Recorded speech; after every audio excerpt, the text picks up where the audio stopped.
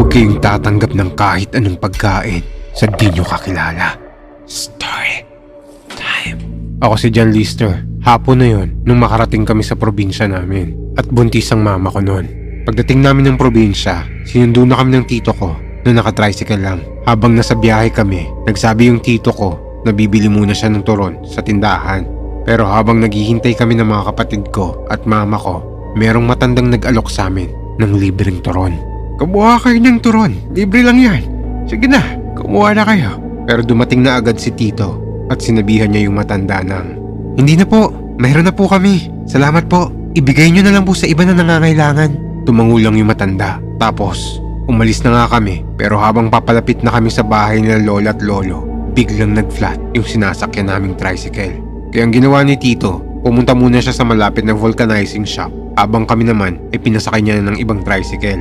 At sa wakas, nakarating na rin kami sa bahay nila lola at lolo ng maayos.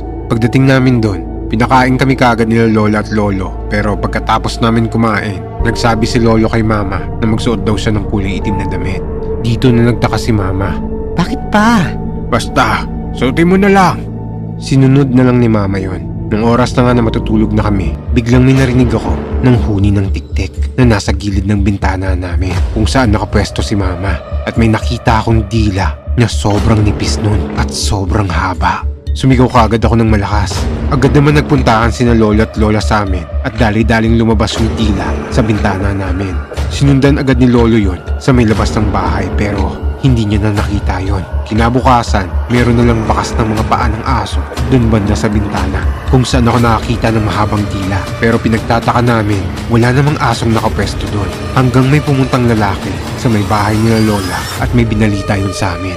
Nung naglalakad ako kagabi, may nakasalubong akong sobrang laking aso galing dyan sa inyo. Akala ko nga alaga nyo eh. Pero nung tinitigan ko na yun palayo, mukhang hindi pangkaraniwang aso.